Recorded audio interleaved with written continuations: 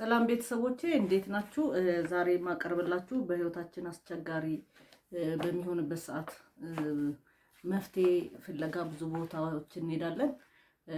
ቀለል ግን ወደ ከተቸገርንበት ነገር ውስጥ እንድንወጣ የሚያደርገን ብዙ መንገዶች አሉ ማለት ነው። ስለዚህ እሱን ነው የምንመለከተው ማለት ነው። ይህን ፕሮግራም ላይክ፣ ሼር፣ ሰብስክራይብ እንድታደርጉት ጋብዛችኋለሁ። እንግዲህ አንዳንድ ጊዜ ችግሮች ውስጣችን ይኖራሉ። ስለዚህ ያንን ችግር በመናሰላስልበት ሰዓት ሁልጊዜ ዲፕሪሼት እናደርጋለን። ስለዚህ ከዚህ ነገሮች መራቅ መቻል አለብን። ከላያችን ላይ እየደጋገመ ከሚመጣ ልንወጣው ከማንችለው ችግር መውጣት ስንፈልግ የመጀመሪያው እርምጃ ወክ ማድረግ ነው ማለት ነው። ወክ እያደረግን እናሰላስላለን። ምንድነው መፍትሄው? ይሄ ችግር እንዴት መጣ? እንዴት እወጣዋለሁ? የሚለውን ነገር ማየት መቻል አለብን ማለት ነው።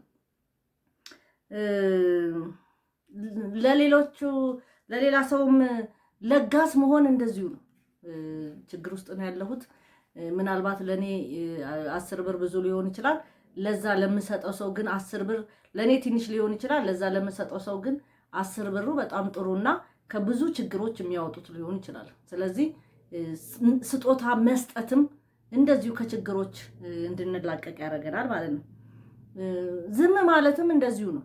ለምሳሌ ችግራችንን ያሰላስለን ወይም ደግሞ ችግራችንን እንደዚህ ሆንኩኮ እንደዛ ሆንኩኮ እያለን ለሰዎች ከምንነግር ዝም ማለት ከችግራችን እንድንወጣ መፍትሄ እንድንፈልግ ያደርገናል ማለት ነው። ሌላው እንግዲህ ራሳችንንም ማስተማር፣ ከደረሰብን ችግር ትምህርት አግኝተን ነገ ደግሞ እንዴት ነው ይሄንን ነገር የማሳካው የሚለውን ነገርን ማየት መቻል አለብን ማለት ነው። ጠንካራ ጎናችንንም ማሰብ እንደዚሁ ነው። እኔ ያረባም፣ እኔ ትክክል አይደለሁም፣ እኔ እንደዚህ ነኝ ብሎ ከማለት ጠንካራ ጎናችንን ደግሞ ብናስበው ጠንካራ ጎናችን ከዚህ ካለንበት ችግር እንድንወጣ ኃይል ይሰጠናል ማለት ነው። ድሮ የምናሳልፈው በትርፍ ጊዜያችን የምናሳልፈውንም ነገር ደግሞ ማሰላሰል፣ እንደገና ያንን ድሮ ትርፍ ሰዓታችን የምናሳልፍበት ቦታ ካለ ሄደን እዛ ቁጭ ብሎ ያለፉትን ነገሮችን ማሰብ ወደ ደስታ ውስጥ ይከታል። መልሰን ደግሞ ራሳችንንም ካለንበት ችግር ውስጥ እንድንወጣ ያደርጋል። በቂ እረፍት ማግኘት፣ በቂ እንቅልፍ ማግኘትም እንደዚሁ ካለንበት ችግር ያወጣናል ማለት ነው።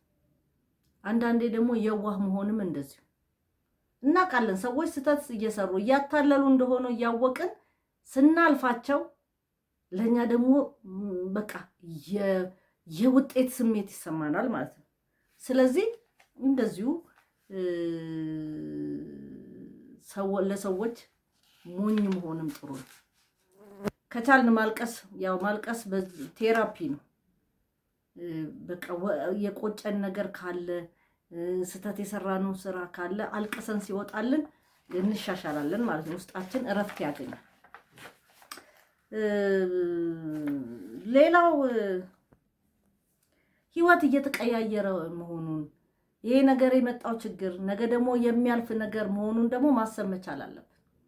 ስለዚህ እነዚህ ነገሮች ወደ ተግባር መውሰድ መቻል አለብን። መቼም ሰው ሆኖ ችግር ሳያጋጥመው የሚኖር የለምና እነዚህ ነገሮች ወደ ተግባር በመውሰድ ከዛ ካለብን ችግር እንድንወጣ ያግዘናል በጥቂቱና።